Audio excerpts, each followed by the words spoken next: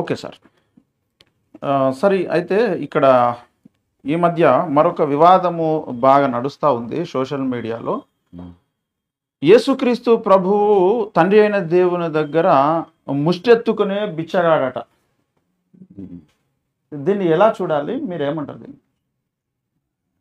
తెలివిలేని మాటలు అవన్నీ.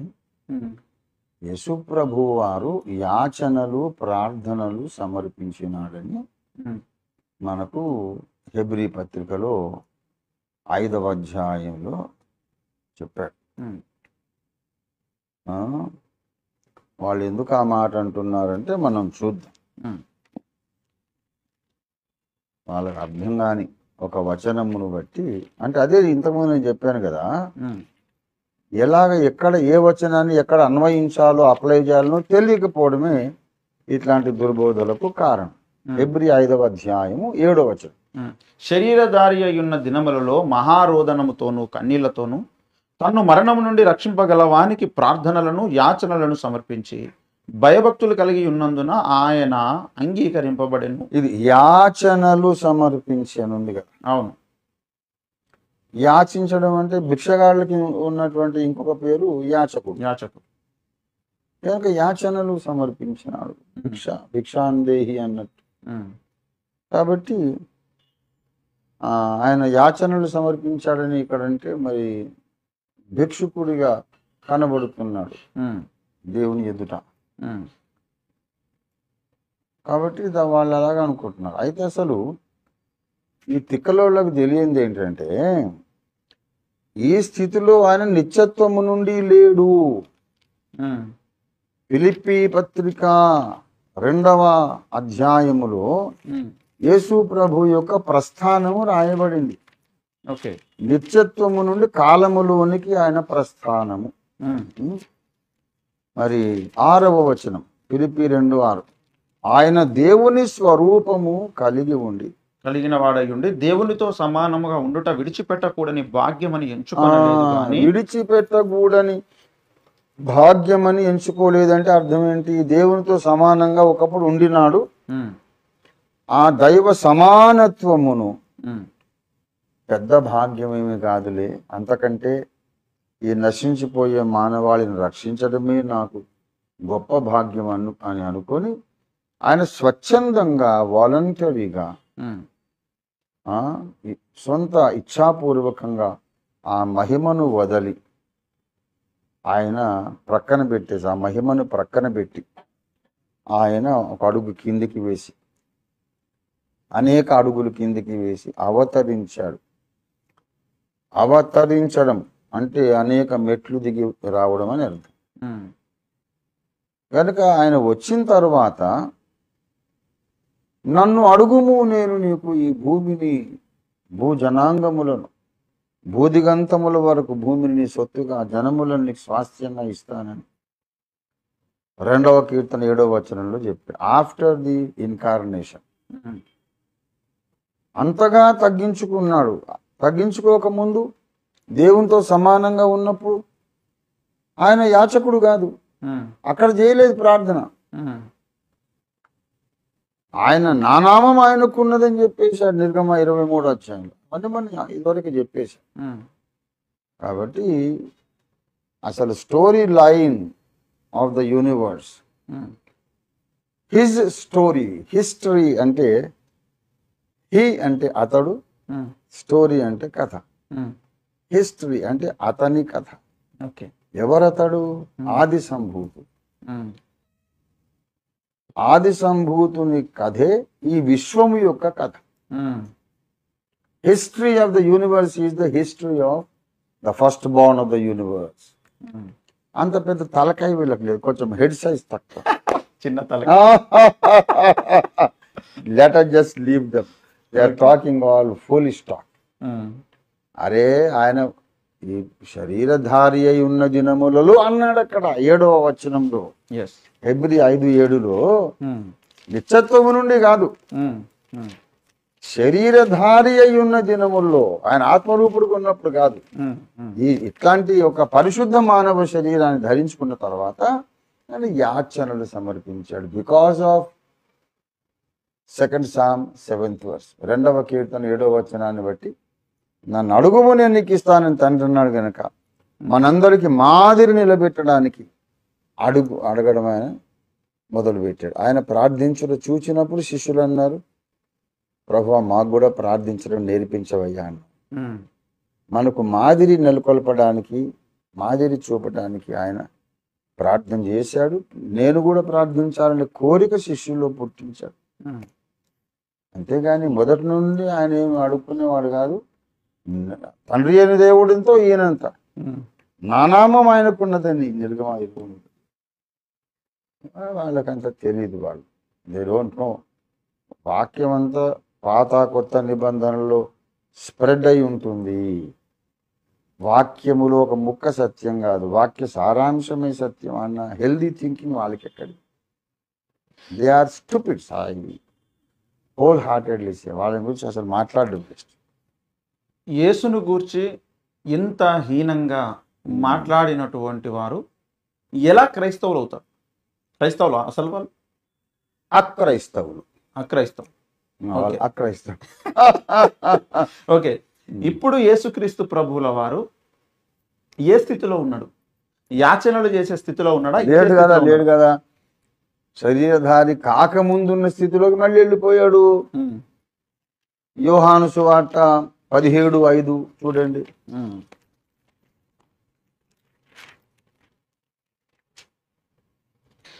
తండ్రి లోకము పుట్టక మునుపు నీ యొద్ద నాకు ఏ మహిమ ఉండెనో ఆ మహిమతో నన్ను ఇప్పుడు నీ యొద్ద మహిమపరచుము. శరీరధారి అయి ఉన్న దినములలో ఆయనకు లోకము పుట్టక ముందున్న మహిమ లేదు. అది అక్కడ వదిలేసి వచ్చాడు. ఇప్పుడు మళ్ళీ శిలువ యజ్ఞం జరిగించి మళ్ళీ వెళ్ళిపోయినప్పుడు, నేను నీ దగ్గర వదిలేసి వచ్చిన నా మహిమ నాకు ఇచ్చేసే, నా మూట నాకు ఇచ్చేసే అని అడుగుతున్నాడు. ఇచ్చేసాడు తండ్రి. ఇచ్చినట్టుగా చూపెట్టండి నాకు. ఇచ్చినట్టుగా అంటే ఇంకా ఎక్కడ పడితే అక్కడ ఉందా.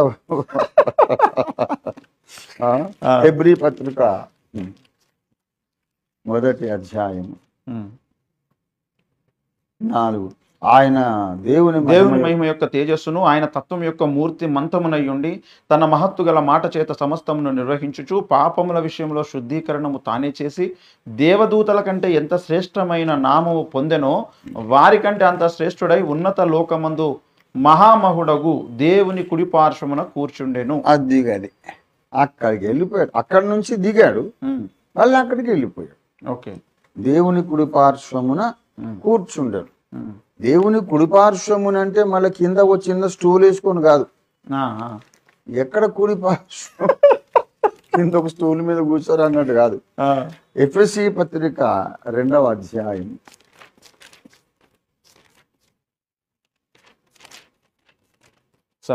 7వ వచనం.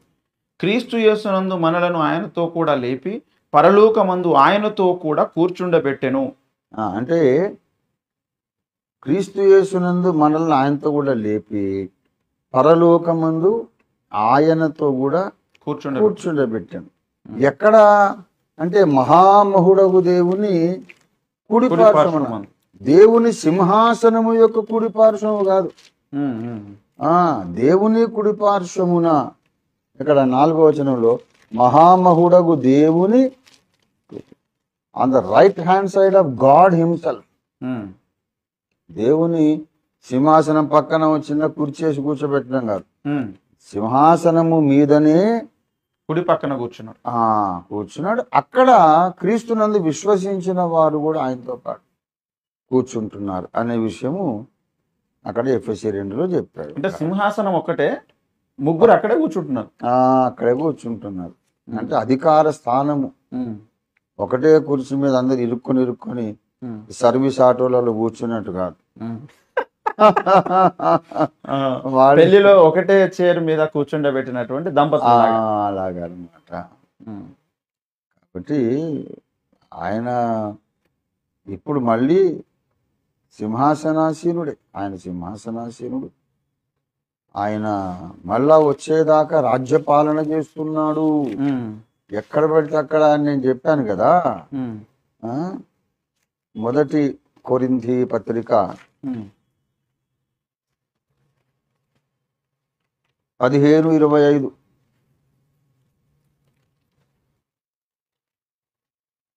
సార్, ఎందుకనగా తన శత్రువులందరినీ తన పాదముల కింద ఉంచు వరకు ఆయన రాజ్య పరిపాలన చేయుచుండవలెను. కడపట నశింపజేయబడు శత్రువు మరణము. ఆయన ఆఖరి దాకా ఈ క్రీస్తు అబద్ధ ప్రవక్త ఆఖరణ నశింపజేయబడే శత్రువు మరణం.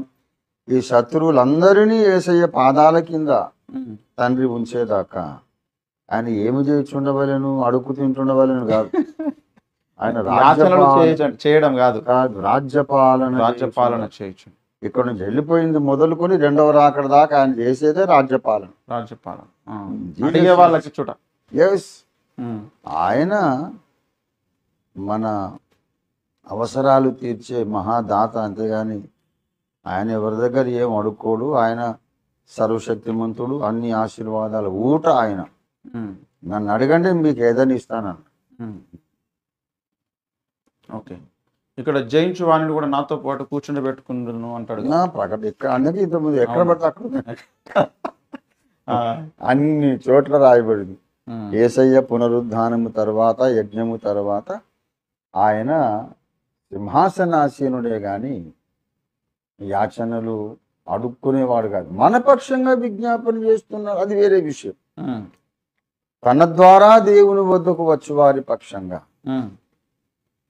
వారి బలహీనతలను చూచి విజ్ఞాపన చేసే యాజకత్వ పరిచయం చేస్తున్నాడు. యాజకుడు ఎప్పుడు తన కొరకు కాదు ప్రార్థన చేయడం.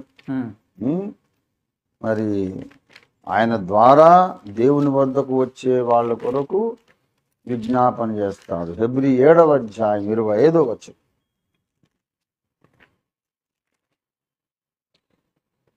ఈయన తన ద్వారా దేవుని యుద్ధకు వచ్చేవారి పక్షమున విజ్ఞాపన చేయుటకు నిరంతరము జీవించుచున్నాడు గనుక వారిని సంపూర్ణముగా రక్షించుటకు శక్తిమంతుడై ఉన్నాడు. అది వారి పక్షం ఎవరి కొరకు? దేవుని వద్దకు యేసు ద్వారా ఎవరు వస్తున్నారో వాళ్ళ పక్షంగా. యేసు ప్రభువుని నమ్ముకొని యేసు రక్తం ద్వారా ఎవరు తండ్రి అని దేవుని దగ్గరికి వస్తున్నారో వీళ్ళని క్షమించి తండ్రి అని విజ్ఞాపన చేస్తున్నారు. కానీ నాకేదో అది ఇది అని బొచ్చ పట్టుకొని అక్కడ ఆయన స్వార్థం కొరకు అడగడం లేదు. కనుక ఏ వచనము ఎక్కడ అన్వయించుకోవాలి? యేసు ప్రభు యొక్క story line, life story line ఎలాగా ఏ మజిలీలో గుండా వచ్చిందో, ఏ మజిలీకి బైబిల్లోని ఏ వచనాన్ని అన్వయించుకోవాలో, ఏ వచనాన్ని బట్టి ఆయన జీవిత యాత్ర మజిలీలో నిత్యత్వం నుండి కాలము మళ్ళీ నిత్యత్వం, eternity to time, time to eternity, throne to cross and cross to the throne, సింహాసనము నుండి శిలువ మీదికి, శిలువ నుండి మళ్ళీ సింహాసనం మీదికి, యేసు జరిపిన మహాప్రస్థానంలో ఏ వచనము మనకు ఏ మజిలీని చూపిస్తుంది అనేది తెలియాలి. అది వాక్య సారాంశము. అంత పెద్ద హెడ్ సైజ్ ఉండాలి కదా. హెడ్ సైజ్ లేను మనం ఏం చేయాలి? ఓకే, మరి ఇలా నమ్మేటువంటి వారు పరలోకం ఎలా వెళ్తారు సార్? అబ్బే, వాళ్ళు పరమలోకం వెళ్ళరు. పరమలోకం అంటే శ్రేష్ఠ లోకం, పరలోకం అంటే సింప్లీ వేరొక లోకం. ఓకే, వేరొక లోకం అయితే వెళ్తారు. ఓకే, కానీ శ్రేష్ఠ లోకానికి అయితే రారు. ఓకే, అయితే యేసును అంగీకరించి ఆయన యొక్క రాజరికాన్ని గుర్తించే వాళ్ళు పరలోకానికి కాదు పరమలోకానికి వెళ్తారు. ఓకే, కొందరు ప్రార్థించేటప్పుడు యేసు నామములు అనడం లేదు, ప్రార్థిస్తున్నాము తండ్రి అని ముగిస్తున్నారు సార్. యేసునామంలో పెట్టకపోతే అక్కడ అసలు అది స్టాంప్ లేని సర్టిఫికేట్ లాగా అది చెల్లుబాటు కానే కాదు. ఒకసారి నేను చెక్ రాసి పంపా, రిజెక్ట్ చేశాను. బ్యాంక్ డేట్ అయినా మర్చిపోయా. అన్ని కరెక్ట్గా ఉంటేనే చెక్ను బ్యాంకు ఆనర్ చేస్తుంది. పోనీ నేను డేట్ సరిగా వేసాను అనుకోండి, కింద సంతకం లేకపోతే యాక్సెప్ట్ చేయదు. అలాగా ప్రార్థనలో కూడా అన్ని దినుసులు కరెక్ట్గా ఉండాలి. ఉమ్, మీరు నా నామమున నన్ను ఏమడిగినాను, యేసు ద్వారా తప్ప మనకు తండ్రి అయిన దేవుని సన్నిధిలోకి ప్రవేశమే లేదు. ఉమ్. వీళ్ళ ప్రార్థనలు అక్కడ చేరవు కదా, యేసు నామాన్ని బట్టి చేరు. వీళ్ళని పిలుచుకుంది. ఇప్పుడు వీళ్ళు సేవ అని చేస్తున్నదంతా కూడా ఎవరి కొరకు చేస్తున్నారు? దీని వెనకాల ఉన్నది ఎవరు? దేవుడే వాళ్ళని పిలిచింది, కానీ ఆ, బలంగా వాడుకుంటున్నది కూడా దేవుడే. ఆ. కానీ ఇంకో అయితే ఈ యుగ సంబంధమైన దేవుడు యేసు దేవుడు కాదు. కాదు, ఓకే. ఈ యుగ సంబంధమైన దేవుడు, వాడు కూడా ఒక దేవుడే. అవును. ఆ యుగ సంబంధమైన దేవుడు ఆ, పిలుచుకుంటే ఇట్లాంటి పిచ్చి బోధలు వస్తాయి. ఓకే. సకల యుగములలో దేవుడైన ఉమ్, ఆ మహాదేవుడు పిలుచుకుంటే యేసు ప్రభువే రాజాధిరాజు దేవాది దేవుడు అనే విషయం అర్థమవుతుంది. ఓకే. అన్ని ఎక్కడ పడితే అక్కడ రాయబడిందని చెప్పే కదా. అవును సార్. ఇప్పుడు ఫిలిప్పీ పత్రిక చూడండి, ఆ, 9:10, 8 నుండి. ఆయన ఆకారమందు మనుషుడిగా కనబడి, ఫిలిప్పీ 2:8. మరియు ఆయన ఆకారమందు మనుషుడిగా కనబడి మరణం పొందినంతగా, అనగా శిలువ మరణం పొందినంతగా విధేయత చూపిన వాడై తన్ను తాను తగ్గించుకున్నాడు. తన్ను తాను ఇంకోటి తగ్గించలే, తన్ను తాను తగ్గించుకున్నాడు. అందుచేతను పరలోకమందున్న వారిలో గాని, భూమి మీద ఉన్న వారిలో గాని, భూమి క్రింద ఉన్న వారిలో గాని ప్రతివాని మోకాలును యేసునామున వంగునట్లును, ప్రతివాని నాలుకయు తండ్రి అయిన దేవుని మహిమార్థమై యేసుక్రీస్తు ప్రభు అని ఒప్పుకున్నట్లును దేవుడు ఆయనను అధికముగా హెచ్చించి ప్రతి నామునకు పైనామమును ఆయనకు అనుగ్రహించాను. విశ్వములోకెల్లా ఉన్నతమైన నామము, విశ్వములో సర్వోన్నత నామం. నేను ఒక పాటలో కూడా రాశాను, నజరేయుడగు యేసను నామం విశ్వములో సర్వోన్నత నామం, దేవతనయ నీ సురుచిర నామం, నాకు సహాయం అని ఎవరును లేరు నన్ను గావమని అనే పాటలో. విశ్వంలో తండ్రి అయిన దేవుడు తర్వాత అంతగా హెచ్చింపబడినటువంటి నామం యేసునామం. ఎందుకంటే ఎవరి బలవంతము లేకుండా తన్ను తాను ఆయన తగ్గించుకున్నాడు, ఖాళీ చేసుకున్నాడు, దాసుని స్వరూపం ధరించుకున్నాడు. అంటే ఆయన అంత ఇష్టపూర్వకంగా అంత త్యాగం చేశాడు కనుక తండ్రి అయిన దేవుడు ఆయనను అందరికంటే పైకి హెచ్చించాడు. అసలు ఆయన త్రిత్వమర్మం అర్థము కానోళ్ళే సైతానులు. అనంత జ్ఞాని అయిన దేవుడు ముందు సృష్టించిన కొడుకేమో లూసిఫర్, అనంత జ్ఞాని అయిన దేవుడు తనలోని అంశను బయటకు తీసి కన్న కుమారుడేమో యేసు ప్రభు. ఆ సృష్టింపబడ్డవాడికి అర్థం కావట్లేదు, ఆయన అన్నయ్య, ఆయన తండ్రి అంటున్నాడు, నేను తండ్రి అంటున్నాను, నాతో సమానుడే కదా, రాజ్యాన్ని సగం సగం ఎందుకు పంచియడు అనుకుంటున్నాడు వాడు. అక్కడ మొదలైంది చిచ్చు. అదే చిచ్చు ఇప్పుడు సంఘాల్లోకి వచ్చింది. యేసు దేవుడు కాదు, దేవుడు కాదు, దేవుడు అని అంట. దేవుడు యేసు దేవుడు కాడు అనడమే నరకానికి దారి. వాళ్ళు పరలోకానికి రారు, రారు, ఖండితంగా రానే రారు. వాళ్ళు ఈ యుగ సంబంధ దేవుని సేవ చేస్తున్నారు తప్ప సర్వయుగములలో దేవుడైన వాని సేవ కాదు వాళ్ళు చేసేది. మళ్ళీ మేము తండ్రికి సేవ చేస్తున్నాము, తండ్రి నిజమైనటువంటి దేవుడు అని చెప్పడానికి ఎలా చూడాలి? అసలు తప్పు కదా అది. తండ్రి అయిన దేవుడు తన కుమారుణ్ణి దేవా అని పిలిచాడు. ఈ హౌలగాళ్ళకి అది కూడా తెలియదు. తండ్రి అయిన దేవుడు కుమారుణ్ణి ఓ దేవాన్ని పిలిచాడు. హెబ్రీ పత్రిక 1వ అధ్యాయము 7-8.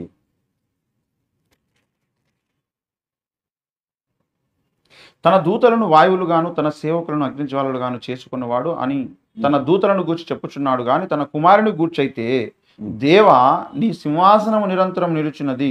అది తండ్రి అయిన దేవుడు కుమారుడైన దేవుడు ఒకరినొకరు దేవా దేవా అని పిలుచుకుంటారు.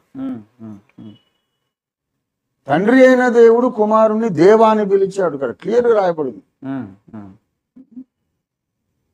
ప్రభువా అని కూడా పిలుస్తాడు 10వ వచనంలో. మరియు ప్రభువా నీవు ఆదియందు భూమికి పునాది వేసితివి, ఆకాశములు కూడా నీ చేతి పనులే.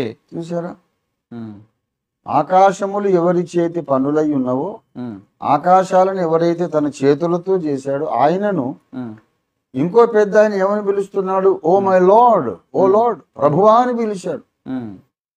అది స్పష్టంగా లేఖనాల్లో కనపడుతుంది. ఎరా బాబు ఇట్రారా చంటోడా, ఇట్రారా బిచ్చగాడు అని అనటం లేదు. ప్రభువా దేవా అని పిలుస్తున్నాడు. తండ్రి అని దేవుడు 100% దేవునితో సమానముగా ఆయన ఉండిన దినాలు ఉన్నవి. కాలములో నిత్యత్వంలో తండ్రి కుమారుడు సరి సమానముగా, ఒకరు ఎక్కువ కాదు ఒకరు తక్కువ కాదు, ఆయనంతో ఈయనంత బరాబర్ సరి సమానంగా ఉన్నటువంటి యుగాలు కొన్ని ఉంది. దినాలు కాదు, యుగాలు. తర్వాత నశించిపోయే మానవాళిని చూసి తండ్రి వాళ్ళని రక్షించడానికి నేను తగ్గించుకుంటాను, నా మహిమంతా మూట కట్టి నీ దగ్గర పెడుతున్న, జాగ్రత్త పెట్టు, వాళ్ళు వచ్చి తీసుకుంటా అని చెప్పాను. మనిషి అయి వచ్చాడు, మళ్ళా వెళ్ళి నా మహిమ నాకు ఏది తీసుకుంటా. శరీరధారి అయి ఉండిన దినములలో మనకు మాదిరిగా ఆయన మోకరించి ప్రార్థనలు చేశాడు. అంతేగాని బిచ్చగాడు అని అనడము చాలా దేవదూషణ, క్రీస్తు దూషణ. దేవదూషకులు ఎవరు పరలోకానికి రారే. ఇప్పుడు పరిశుద్ధాత్ముడు కూడా తండ్రి అయినటువంటి దేవునికి యేసు ఎలాగ కుమారుడు, పరిశుద్ధాత్మ కూడా అలాగే కుమారుడు కానే కాదు, కానే కాదు. ఎందుకు కాదంటే యేసు ప్రభు వారిని లోకరక్షణ కొరకు పంపించడానికి నిర్ణయం తీసుకొని ఇద్దరు కలిసి ఈ భూలోకానికి పంపించినటువంటి ఆ యొక్క నిర్ణయములో, జంట నిర్ణయములో ఇద్దరు పాలిభాగస్తులు ఉన్నారు. ఓకే, ఆ ఇద్దరు పాలిభాగస్తులు ఎవరంటే తండ్రి అయిన దేవుడు, ఆయన ఆత్మ. 48 యెషయా గ్రంథము 48:16. ఆది నుండి నేను రహస్యముగా మాట్లాడిన వాడను కాను, అది పుట్టిన కాలం మొదలుకొని నేను అక్కడ నున్నవాడను. ఇప్పుడు ప్రభువగు యెహోవాయు ఆయన ఆత్మయు నన్ను పంపెను. ప్రభువు యెహోవాయు ఆయన ఆత్మయు కలిసి నన్ను పంపెను. యేసు ప్రభు పుట్టినప్పుడు కూడా పరిశుద్ధాత్మ శక్తి మరియను కమ్ముకొనుట వలన ఆమెకు గర్భం వచ్చి వెళ్ళమని అనుజ్ఞ ఇచ్చినవాడు, అనుజ్ఞ అంటే అనుమతి ఇచ్చినవాడు తండ్రి అని దేవుడు. మరి ఆ ఆత్మస్వరూపుడైన నాద శరీరుడు రక్తమాంసయుత దేహమును ధరించుకోవడానికి ఒక మిరకిల్ క్రియేట్ చేసిన వాడు పరిశుద్ధాత్మ దేవుడు. కాబట్టి యేసు ప్రభువుకు ఆయన ఏమి పెద్దన్న కాదు. మరి ఆయన తండ్రి అయిన దేవునికి ముందు పుట్టిన కొడుకు పరిశుద్ధాత్మ అనేది ఎక్కడుంది వచనం బైబిల్లో? పరిశుద్ధాత్మ దేవునికి అసలు జన్మ అనేది లేనే లేదు. జన్మ అనేది లేదు. ఆయన నిత్యుడు. అవన్నీ తెలిసి తెలియని విధవ మాటలు వీళ్ళు. అందుకే నేను మొదటి నుంచి చెప్పాను, ఎన్నో నెలలు సంవత్సరాల కింద చెప్పాను. ఆలేరా అన్నోడు స్కూల్ పెడితే ఆడు ఏం చదువు చెప్తాడు. సోషల్ మీడియా ఒకటి వచ్చింది, అందరికీ నోరు ఉన్నది, భావ ప్రకటన స్వాతంత్రం ఉన్నది. భావ ప్రకటన స్వాతంత్రం మనకు భూమి మీదనే ఉంటుంది, క్రీస్తు న్యాయపీఠం ముందు ఉండదు. అక్కడికి పోయిన తర్వాత భావ ప్రకటన స్వాతంత్రం అంటే అడ్డమైన పిచ్చిబోధలు చేసే స్వాతంత్ర్యమా? దేవునితో సమానముగా ఉండిన వాడు తాత్కాలికంగా తగ్గించుకొని మళ్ళీ ఆ సమానత్వంలోకి వెళ్ళిన వాడిని బిచ్చగాడు అని ఆ పిచ్చి పిచ్చి మాటలు మాట్లాడడానికి స్వాతంత్ర్యమా? కళ్ళు ఏమైపోయినాయి? బైబిల్లో కనపడలేదా? నా నామం ఆయనకున్నది యెహోవా, నేను ఆయన కూడా యెహోవా అనే వచనం బైబిల్ కనపడలేదు. పైకి పోయినాక తోలు ఊడిపోతుంది. ఇద్దరు యెహోవాలు, ముగ్గురు యెహోవాలు అనేది అదొక పిచ్చి బోధ. మరి అక్కడ ఉంది కదా నిర్గమకాండము, నిర్గమకాండం 23. పిచ్చి బోధ ఏంటిది? వీడి పిచ్చోడు. పిచ్చాసుపత్రిలోకి పోతే పిచ్చోళ్ళు అందరూ డాక్టర్ని పట్టుకుంటారు, వీడు పిచ్చోడు వచ్చాడు ఇంజక్షన్ ఇద్దామని. పిచ్చోళ్ళందరూ డాక్టర్ను పట్టుకొని అరే కొత్త పిచ్చోడు వచ్చారా వీడికి మనం ఇంజక్షన్ ఇద్దామని పట్టుకుంటారు. అట్లా ఈ పిచ్చోళ్ళందరూ త్రిత్వాన్ని నమ్మే వాళ్ళని పిచ్చోళ్ళు వాడు అట్లా అనగానే సరిపోదు కదా. బైబిల్లో వచనం మనం చూపిస్తున్నాం. నిర్గమకాండం 23వ అధ్యాయము 20వ వచనము నుండి 21వ వచనం. ఇదిగో త్రోవలో నిన్ను కాపాడి నేను సిద్ధపరిచిన చోటుకు నిన్ను రప్పించుటకు ఒక దూతను నీకు ముందుగా పంపుచున్నాను. ఆయన సన్నిధిని జాగ్రత్తగా నుండి ఆయన మాట వినవలెను. ఆయన కోపము రేపవద్దు, మీ అతిక్రమములను ఆయన పరిహరింపడు. నా నామము ఆయనకున్నది. అయితే నీవు ఆయన మాటను జాగ్రత్తగా విని నేను చెప్పినది యావత్తు చేసినడలా నేను నీ శత్రువులకు శత్రువును, నీ విరోధులకు విరోధినయ్యుందును. ఇక్కడ ఆయన మాటను జాగ్రత్తగా వినవలను. నా నామము ఆయనకు ఉన్నది. నా నామము ఆయనకున్నది అని చెప్పినటువంటి దేవుడు ఆయనకేం నామం ఉన్నది? ఆయన యెహోవాయే కదా. 42వ అధ్యాయం యెషయా గ్రంథం 42:8 చూడండి. యెహోవాను నేనే, ఇదే నా నామము, మరి ఎవనికి నా మహిమను నేనిచ్చువాడను కాను. ఇదే నా నామము. నామమన్నా మహిమన్నా ఒకటే, పర్యాయ పదాలు. నీ మహిమను నాకు చూపించమంటే యెహోవా అనే నామమును ప్రకటించాడు దేవుడు. మోషే అడిగాడు కదా, నీ మహిమను చూపంటే నా నామము ప్రకటించాడు. కనుక నా నామము నా మహిమ అనేది ఈ రెండు పర్యాయ పదాలు. నా పేరు యెహోవా, యాహోవే అనుకో, ఇదే నా నామం, ఇంకెవడికి నా మహిమని ఇవ్వడంటే. మరి నా పేరు గలవాడు ఇంకోడు ఉన్నాడని ఎందుకు చెప్పాడు ఆయన? ఆయనలో భాగమే కాబట్టి. పిచ్చిపోద వాడదాం మనదా? స్టూపిడ్ ఫెలోస్ వాళ్ళది వదిలేద్దాం, వాడిని వదిలేదు, వాడి సంగతి పట్టించుకోవద్దు. తొందరలో ఏసే వస్తున్నాడు. గల్ఫ్ వార్ స్టార్ట్ అయిపోయినాయి, తోలంతా ఊడిపోయే టైం వచ్చేసింది. ఎవరైనా వాళ్ళ పిచ్చిపోతులు ఉన్నోళ్ళు ఉంటే ఇప్పుడు మారు మనసు పొంది పశ్చాత్తాపడి దేవుని క్షమాపణ అడుక్కొని త్రిత్వములో రెండవ వ్యక్తి అయినటువంటి వాడు యేసు ప్రభు అని నమ్మి యేసు నామము ద్వారానే మనకు తండ్రి అయిన దేవుని దగ్గరికి ప్రవేశం ఉంది అని గ్రహించి యేసు ద్వారా తండ్రితో సమాధాన పడితే వాళ్ళకి రక్షణ, లేకపోతే శిక్ష. ఓకే సార్, మీలో ఎవరైనా ముఖ్యంగా యథార్థవాది టీవీ ఛానల్ ప్రేక్షకులు, వీక్షకులు, ఫ్యామిలీ మెంబర్స్ అందరూ కూడా మీరెవరు కూడా ఈ పిచ్చి బోధలు నమ్మవద్దని నేను ప్రేమపూర్వకంగా మీకు తెలియజేస్తున్నాను. మీరు ప్రతి ఒక్కరూ దైవజనుల చేత రచింపజేయబడిన గ్రంథాలు చదవండి. ముఖ్యంగా ఈ అంశమును గూర్చి is God A Trinity English version, పరిశుద్ధ దేవుని గూర్చిన జ్ఞానం తెలుగు వర్షన్ మీరు తప్పకుండా చదవండి. ఈనాడు చాలామంది వారి వాక్చాతుర్యమును చూసి కొంతమంది పెద్ద పెద్ద సంఘాల బోధకులు కూడా వారి వైపు మొగ్గుతున్నారు, అసత్యమును సపోర్ట్ చేస్తున్నారు.